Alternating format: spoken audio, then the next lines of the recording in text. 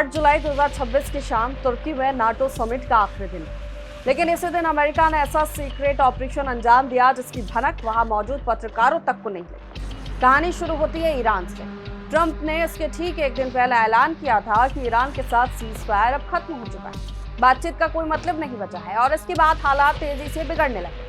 Iran के खिलाफ अमेरिकी सैन्य कार्रवाई फिर शुरू हो गई और तुर्की, जो ईरान के बेहद करीब है, अचानक अमेरिकी राष्ट्रपति की सुरक्षा के लिहाज से संवेदनशील जगह बन गया।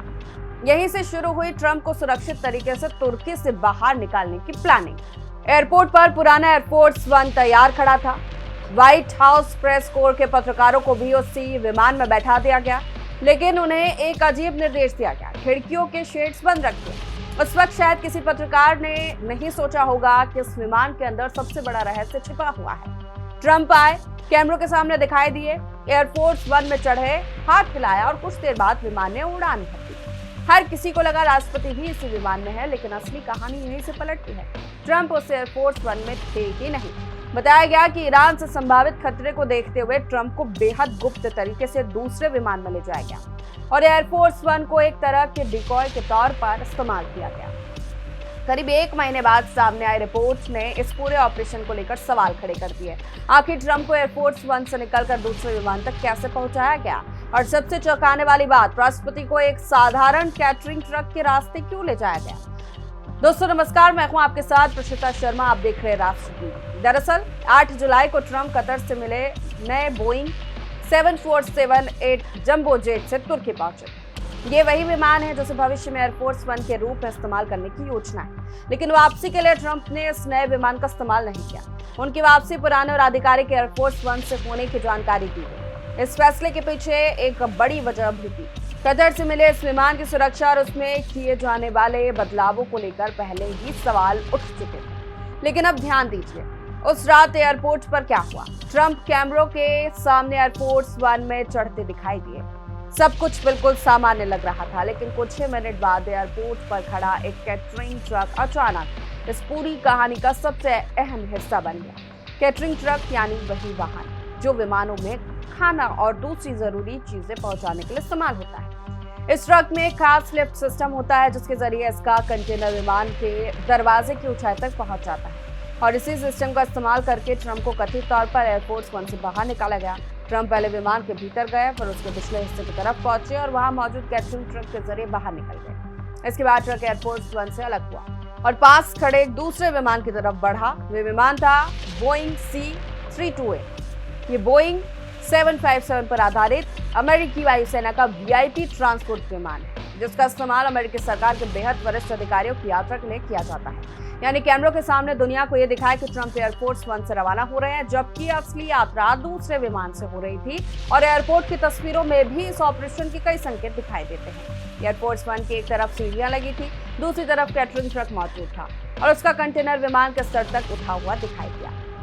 ट्रंप अपनी लिमोजीन से पहुंचे, सीढ़ियां चढ़ी, कैमरों की तरफ हाथ हिलाया और विमान के अंदर चले गए। इसके कुछ ही देर बाद व्हाइट हाउस प्रेस कोर के पत्रकार भी विमान के पिछले हिस्से की तरफ जाने लगे। तभी एक सूट पहना हुआ व्यक्ति कैटरिंग ट्रक के कैबिन में दाखिल हुआ, तो ट्रक का कंटेनर नीचे गया। ट्रक एयरफोर्स वन से दूर हुआ और सीधे C-32A की तरफ बढ़ गया। रिपोर्ट के मुताबिक ट्रक कुछ समय के लिए C-32A के पीछे रुका रहा और उसका कंटेनर कई मिनट तक विमान के स्तर तक उठा रहा। यानी बाहर से सब कुछ एक सामान्य एयरपोर्ट ऑपरेशन जैसा दिख रहा था, लेकिन अंदर एक बेहद संवेदनशील सुरक्षा मिशन चल रहा था। ट्रंप के साथ तत्कालीन अमेरिकी रक्षा मंत्री पीट हेगसेथ भी इसी विमान से रवाना हुए और इस पूरे ऑपरेशन का मकसद यही था कि दुनिया को आखिरी पल तक ये पता ना चले कि अमेरिकी राष्ट्रपति वास्तव में किस विमान में है, क्योंकि अमेरिकी राष्ट्रपति के साथ व्हाइट हाउस प्रेस कोर की यात्रा एक स्थापित परंपरा रही। पत्रकार ट्रंप के साथ ही नहीं, Joe Biden, Barack Obama, George W. Bush जैसे राष्ट्रपतियों के साथ भी कई संवेदनशील और युद्ध प्रभावित इलाकों तक जा चुके हैं। लेकिन जब राष्ट्रपति की सुरक्षा पर असाधारण खतरा हो तो नियमों से ज्यादा अहम हो जाती है सुरक्षा, और अमेरिका के इतिहास में ऐसे ऑपरेशन पहले भी हो चुके हैं। साल 2000 में राष्ट्रपति बिल क्लिंटन पाकिस्तान पहुंचे थे। उस समय भी एयरफोर्स वन को एक डिकॉय के तौर पर इस्तेमाल किया गया था। विमान इस्लामाबाद में उतरा, लेकिन राष्ट्रपति उसमें मौजूद नहीं थे। क्लिंटन एक अलग सामान्य दिखने वाले सफेद पैसेंजर विमान से वहां पहुंचे थे। यानी दुश्मन अगर एयरफोर्स वन को निशाना बनाने की कोशिश करे तो असली लक्ष्य कहीं और हो। बराक ओबामा की अफगानिस्तान यात्राओं के दौरान भी सुरक्षा एजेंसियां ऐसे ही रणनीतियों का इस्तेमाल करती रही और एयरफोर्स वन की सुरक्षा का इतिहास भी अपने आप में बेहद दिलचस्प है। 11 सितंबर 2001 के आतंकी हमलों के दौरान भी जॉर्ज डब्ल्यू बुश को घंटों तक एयरफोर्स वन में ही रखा गया था। उस वक्त सुरक्षा एजेंसियों को ये भरोसा नहीं था कि वाशिंगटन या देश का कौन सा हिस्सा पूरी तरह सुरक्षित है।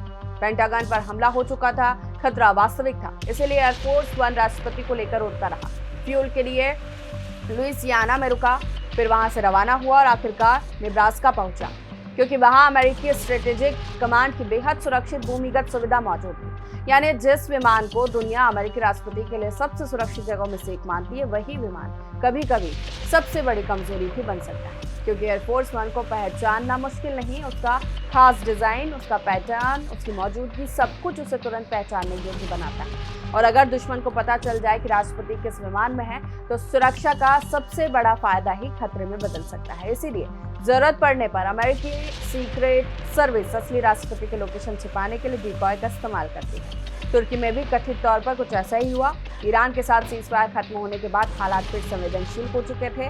तुर्की ईरान के करीब था और अमेरिकी राष्ट्रपति की सुरक्षा को लेकर कोई भी जोखिम भारी पड़ सकता था। इसीलिए दुनिया को एयरफोर्स वन उड़ता हुआ दिखाई दिया, लेकिन ट्रंप किसी और विमान में थे। और इस पूरे ऑपरेशन की सबसे हैरान करने वाली तस्वीर यही है, राष्ट्रपति कैमरों के सामने एयरफोर्स वन में चढ़े, लेकिन उनकी असली मंजिल एक दूसरा विमान थी और रास्ता बनाए कैटरिंग ट्रक। यानी जो कुछ दिखाई दे रहा था जरूरी नहीं कि वही सच हो, और यही अमेरिकी राष्ट्रपति की सुरक्षा व्यवस्था का सबसे बड़ा रहस्य है।